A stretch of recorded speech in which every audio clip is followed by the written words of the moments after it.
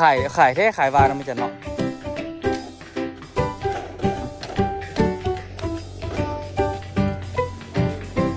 ทางสะดวกแล้วทุกคนเนาะตัวนี้นี่ก็เอาออกไปให้แม่มันละพอได้ล้างหน้ากัน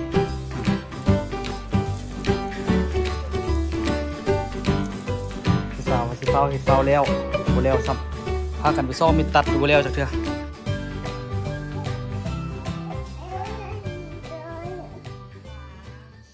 นั่นเด้อเหมือนวันนะ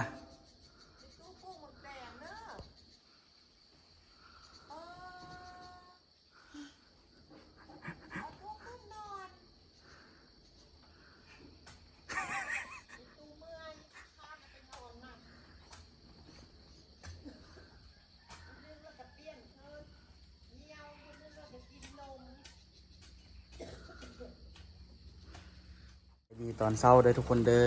สบายดีมาเบิ่งบรรยากาศหลังบ้านน้องอูเนาะทุกคนเนาะนี่ฟ้าทุกหมอกกำลังกุ๊บเลยทุกคนตอนนี้นี่เป็นเวลาประมาณ7 โมงนะอูเนาะ ประมาณ7 โมงเช้าฮะคิดตาปากไกลายโอ้ยอายเขาใช่หรอกอายเขา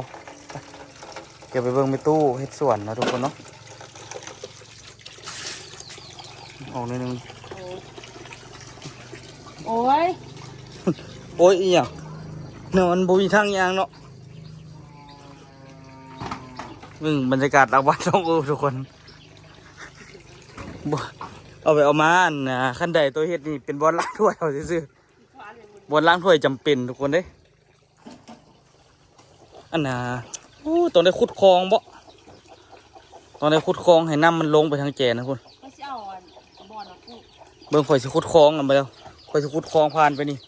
ซีเมนต์ปูพร้อมให้มันลงห้วยคุณมันจึงบ่ดินเซาะมันก็เฮ็ดเป็นห้องน้ำฝนนำเลย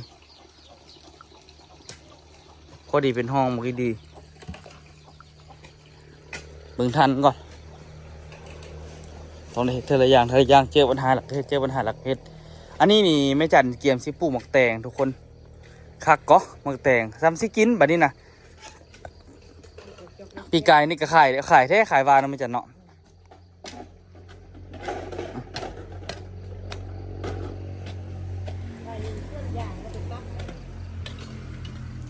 อันนั้นมาแต่งานไม่ซอดเนาะฮะเป็นยังเราโตตีน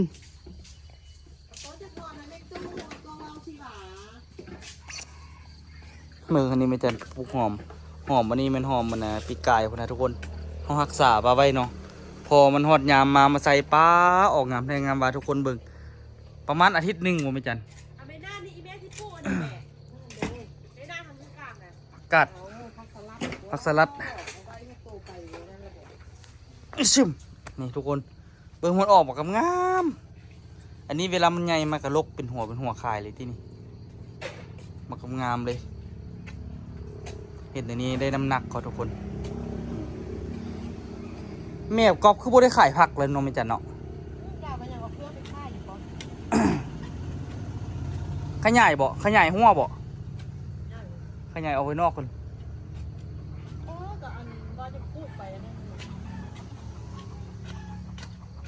เอาตะนางมากอกมาใส่อีกบ่เอาตะนางตัวนั้นว่ะตะนางเล็กตะนางเล็กก็ดีก็อันนี้มันใกล้เหมือนกันยังเข้ามันยังมียุตตะนางคันที่ใส่ตะนางเล็กยับออกไปนอกอีกได้พื้นที่ไปอีกขายแต่เฮลนี่อยู่นี่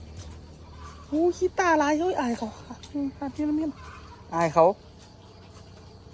ตื่นขึ้นมาไม่ได้ล้างหน้าเถอะ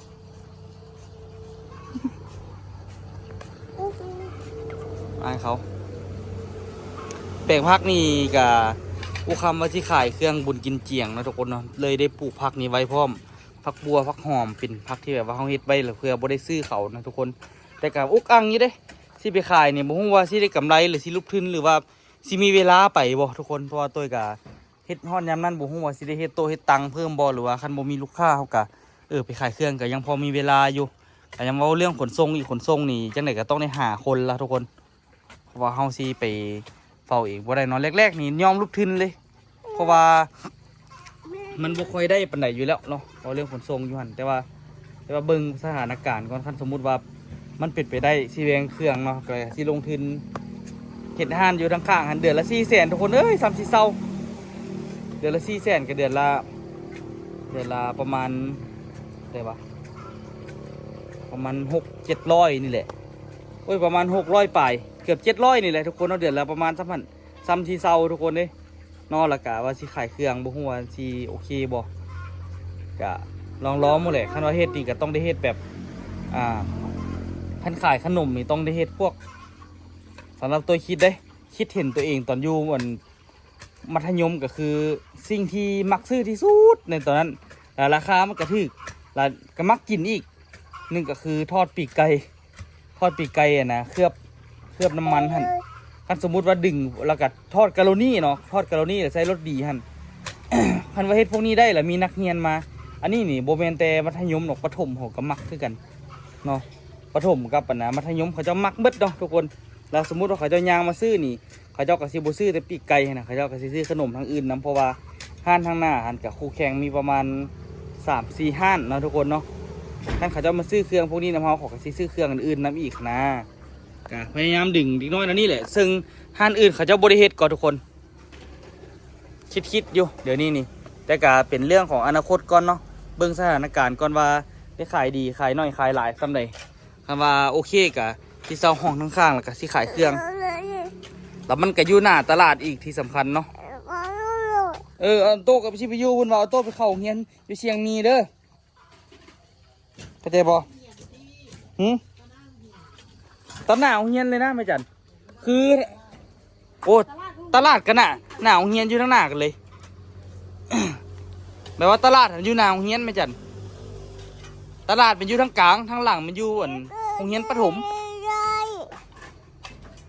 ทางหลังโรงเรียนประถมทางหน้าโรงเรียนน่ะนะเฮ้ยทางหน้าโรงเรียนประถมทางหลังโรงเรียนมัธยมคือโรงเรียนอ้อมแอมเนี่ยนะไม่จัดแล้วก็ตลาดอีกดูว่าทำเลเหมาะที่สุดคันคนมันหลายหิง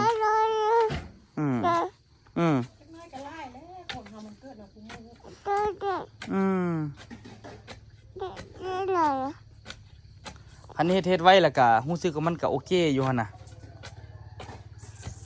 คันว่ามันแบบตลาดมันเติบโตได้ดีนี่ป้าทั่วห้องทั้งเมื่อท่านเป็นตาเศร้าเบิดก็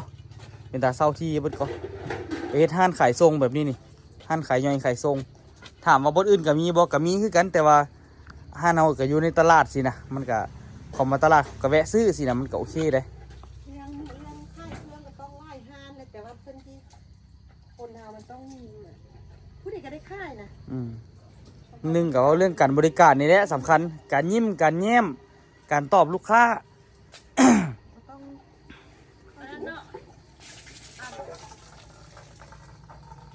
เล่นทานบุฟเฟ่เฉพาะมื้อขายยางอยู่เสียปีเนาะบุฟเฟ่อีกละอุคำนี่เศร้าบุฟเฟ่นะ หรือว่าเฮ็ดวะโต๊ะหินเท่ากับมีสั่งโต๊ะหินวะโต๊ะหินนี่มีโต๊ะสิ้นดาดนะ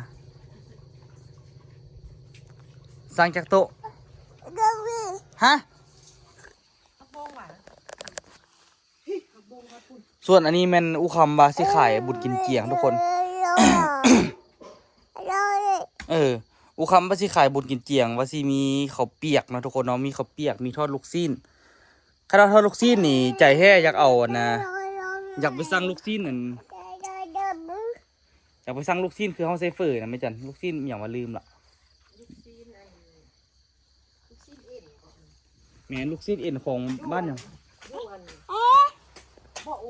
ลูกซีนบ่โอเอาลูกซีนบ่โอมาขายปาทิโร่กับใส่เจียวอ่ะนะเจียวแบบโอนะแต่ว่าเขาก็ใส่แบบนะใส่แป้งเข้าไปให้มันเหนียวจบเลยเจียวก็ได้จะจับไม่เอาโต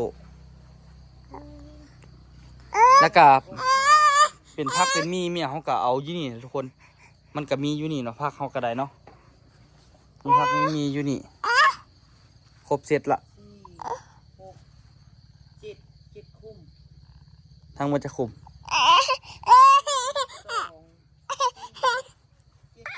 แฮวแฮวก็มีพักแพ้วนี่พันขยายนี่ออกไปหลายเลยนี่อันนี้ประมาณเดือน12ทุกคนบุญกินเจียงเนาะบุญกินเจียงนี่เป็นบุญปีใหม่มงเลยทุกคนเด้อเพื่อคนบุหูเบิ้งหมอกตอนนี้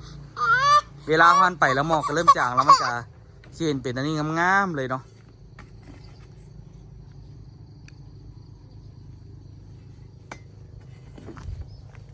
เอาพุ่นขี้หัวมาให้แม่ได้เป่า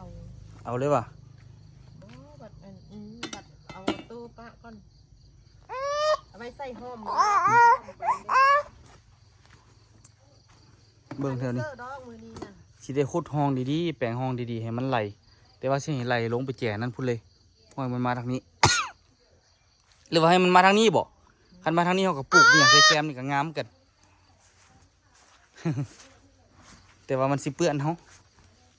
ไปทางนี้สะดวกแล้วทุกคนเนาะตอนนี้นี่ก็เอาออกมันไปให้แม่มันละพอมันก็บ่ได้ล้างหน้าคือกันตื่นเช้ามาแล้วก็ไปส่งปุ๋ยพร้อมเดี๋ยวไปเลือกขี้งัวที่มันแบบว่ามันแห้งๆมาก่อน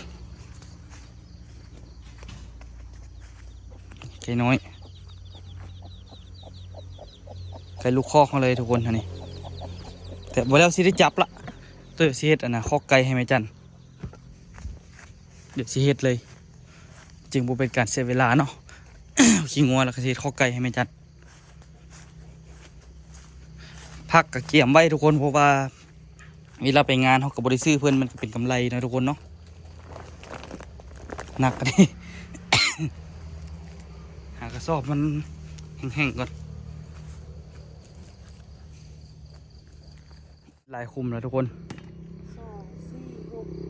6 ซ้ำสิกินซ้ำนี่นะ 2 3คุ้มมดแอนแตง ซ้ำสิอยู่ซ้ำสิกิน แอนมาทั่วเลย หดน้ำเลยเห็นบ่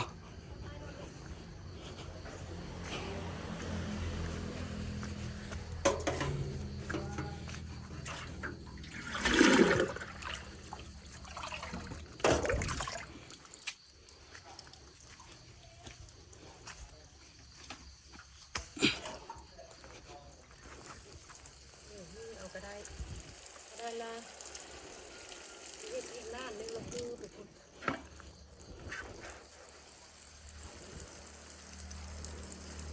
มันต้องแปลงคลองน้ำก่อน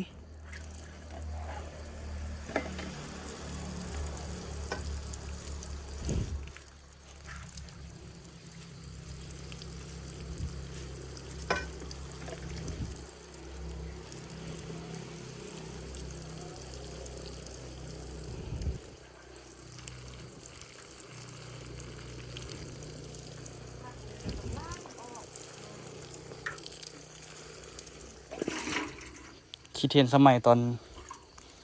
หดผักสุดนั่นเลย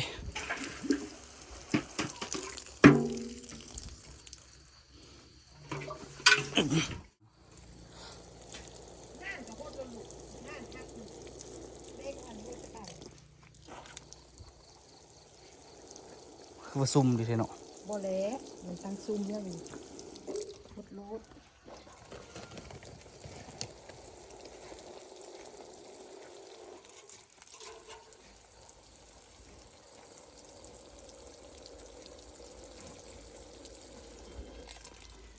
แรกๆหดเปียกๆทุกคน หอมบัวเนาะจาวเฮียนเขาเลยก็ปังว่ะไม่ออกก็ได้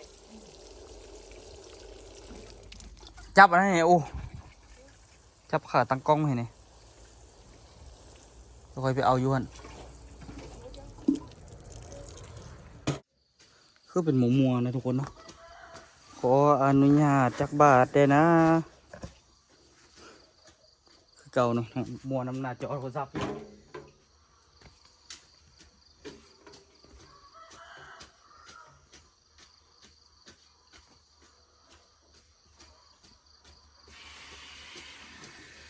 แม่งไม่ใจขนาดน้ำเลยอะไร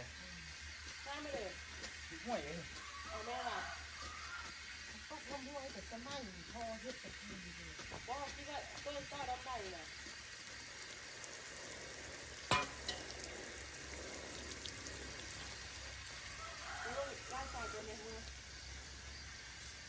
แดงข้าวกระเปียกดีขนาด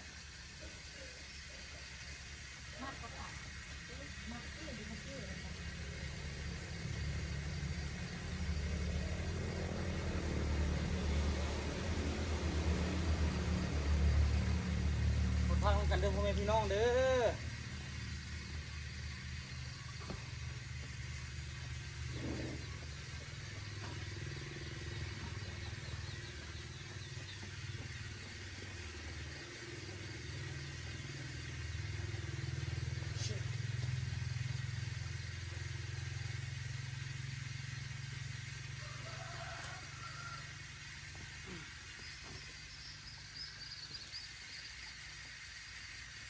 ลายแปลงอยู่เด้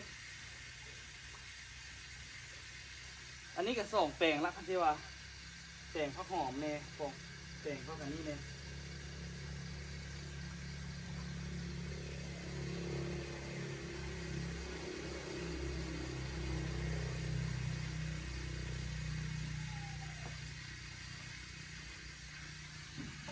เขาต้องได้เอาลักมา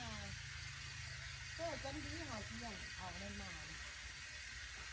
ประมาณนั้นด้วยน้ำยาวเติบได้เนี่ยเขาเอาอันไม้มาให้คูแล้วก็ต้นดีเต้น รักพ่อจอยกว่ารักไม่เหรอ ลักไม้ เฮ็ดโปเล่จักเทื่อเฮ็ดแล้วมาเอาเฮ็ดแล้วมาเอาเลยวะก็พอได้ใส่อยู่ก่อ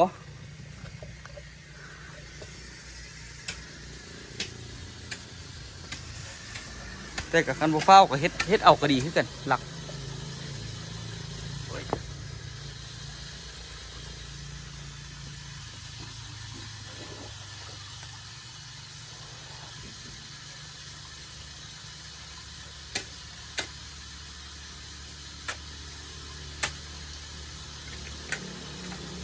ฮ็ดให้มันพามถึงแท่งนี่เลยพวกเอาอย่างมาเกี่ยวแท่งนี่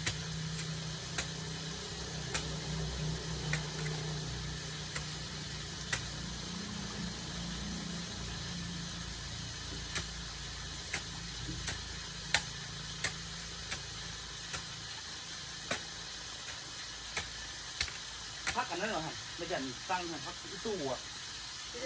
ที่เจ๋ของไทยเอามาเลย แม่ไปเอาพ่อไปในแก้วแล้วแม่เห็นเบียร์เนี่ยแล้วแม่เอามาน้ำพักขึ้นแข็งแม่เราป้ามึงเอาเงินไล่มาให้มาซื้อไหม เราก็ไปซื้อมาใส่สาวพันสิ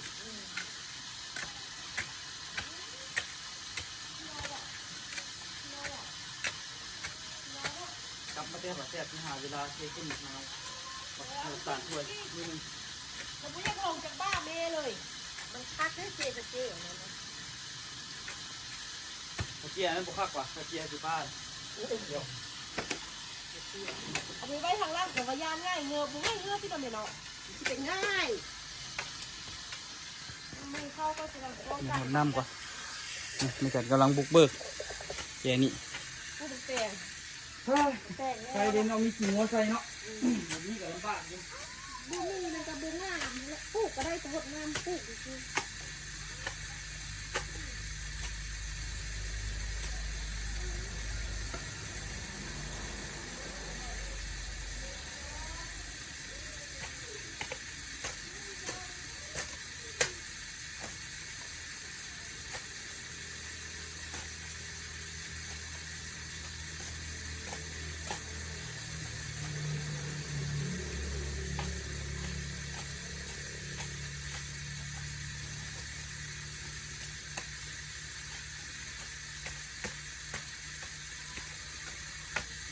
แต่ไม่แต่กี้แม่อยู่เงินผู้เดียวเฮ็ดส่วนแม่ก็เฮ็ดซ้ำนี้แหละตอนนั้นซ้ำมากินนี่อยากกิน เหลือเราคนเดียวเนาะถ้าแต่ถ้ามีอย่างหลายคนก็ยังอยากเหลือแล้ว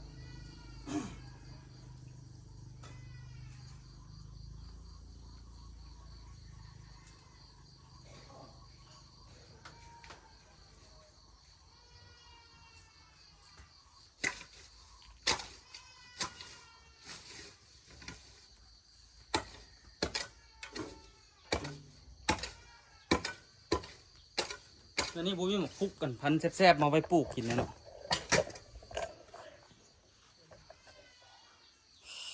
เสียดายมาคุกกันนะไอ้วันเอาให้ ควันห้องดีแต่พอสดก็เอาคืนแล้วเด้เอาไปปลูกอยู่เฮือนนู่นน่ะพอสดนะใช่เนี่ยที่เอาคืนมาไม่พูดได้หรอนี่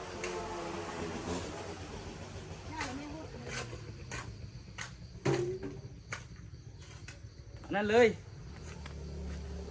เห็ดงามสูงๆนิดนึงไข่ประตูห้องนอนมาหลักปิดจิบแต่งกินเลย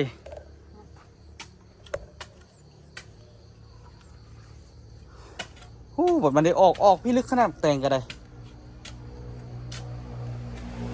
แต่ว่าปีเมื่อกี้นี่ต้องเป็นงามเนาะพี่จันเนาะงามเท่งามบาปีเมื่อกี้นี่ปูหมกแตง ปีนี้มันจะเป็นอะไรเดิมไหม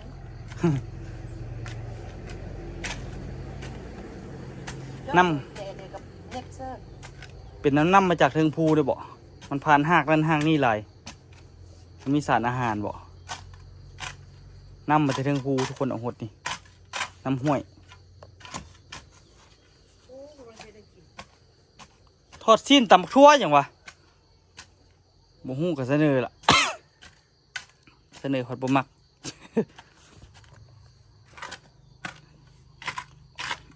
อ้ออย่างโอ้ โอ้นางข้าม ไก่ มีนกซ่องโตวกับโตวเจียลูกมีนกซ่องโตวกับโตวเจียเอ้ยล่าเอาเฮ้อแม่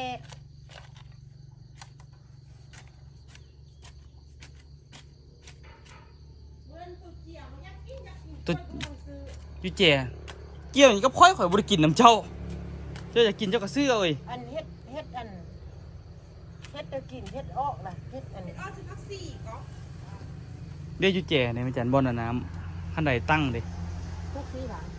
ใส่รถแล้ว มันได้ใส่ละเอาพามใส่กับไม้ตัวนั้นเลย ตัวนี้ขุดบ่ได้ เสาหลักหัว ลัดอลออยู่หนาตัวน้อยดอกลูก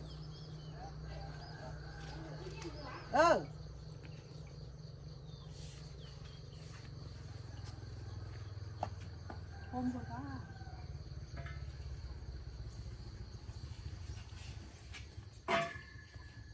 ผมก็ปลูกก็แล้วเนาะมันได้ปลูกละเต็มเลยแนวอยู่แนวกินบ่นี่ประโยชน์น้ำกรดเคยต้นตาลเขาก็มาฮอดนึงตอนนี้นี่ก็เป้าไม่เล็งนี่แต่นี่เพราะว่าที่ฮอดหมูออกไปนอกละที่เพชรอันนี้ให้มันเลี้ยวเนาะจริงมันยากเรื่องมุมน่ะจะซ้ำกับตัวข้อไก่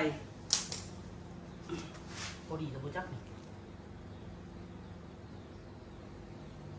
ยังหน่อยหนึงพอดีก็ได้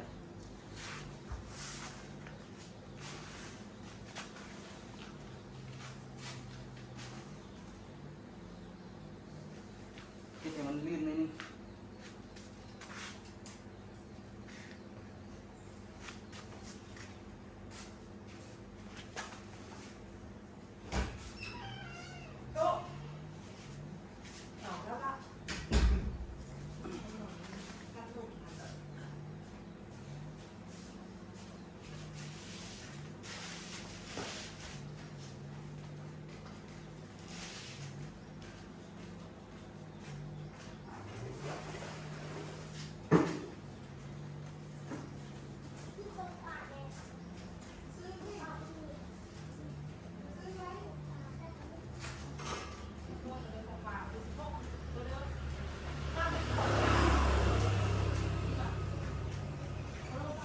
กดทันเอ็ดจักเถื่อทุกคนเลยทีนี้เก็บถึงแล้วก็แล้วไป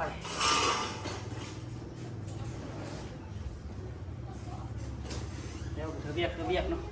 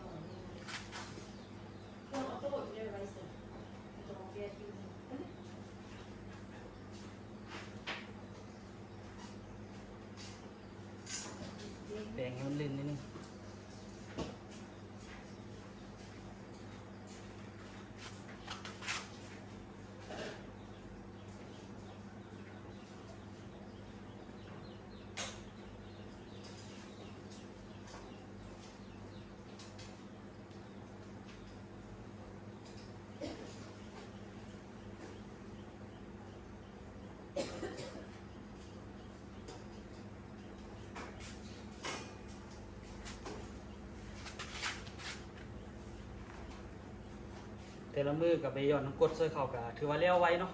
แต่เธอก็ได้เฮ็ดโตเฮ็ดตังมันก็ช่วยๆกันไปของยากของส่วนของยากของช่วยเลี้ยวไว้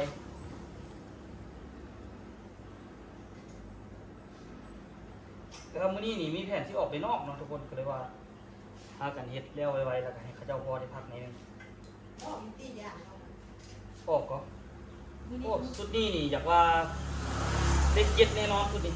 อันขึ้นไม่มากก็มีมือเดียวเอาดี ลูกเราซ้ำๆกัน เอาลูกเอาจะได้เป่าเอาจะได้ ตานมื้อนี้ออกดีกว่าลูกเราซ้ำๆกัน เอาไปเลยซี่เลย เมื่อวานก็ออกเพื่อนก็ออกได้ออกว่า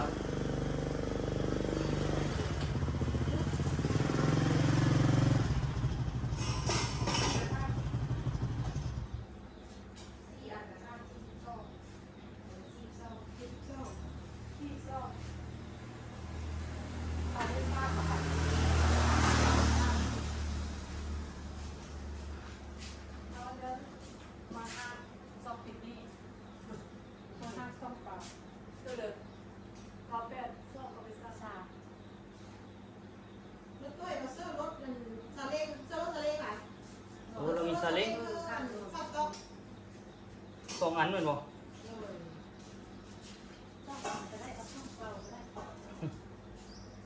ที่เอาอันหรือที่เอาเปา เล่นกับยาได้ตัวเรื่อยๆเอาดิน้ำข้นเอาตัวเดิมสลายเป็นตัวไหนก่อนตัวนี้ว่ะแอ็กซ์ตัวนี้ไส้ดีกว่าตัวลุงว่ะเอาจากแพ็คเสื้อลายตัวนั้นเสื้อแดงไอ้รุ่น ส่งอาหารก่อน ติดถ้วยอันนี้ดูสิ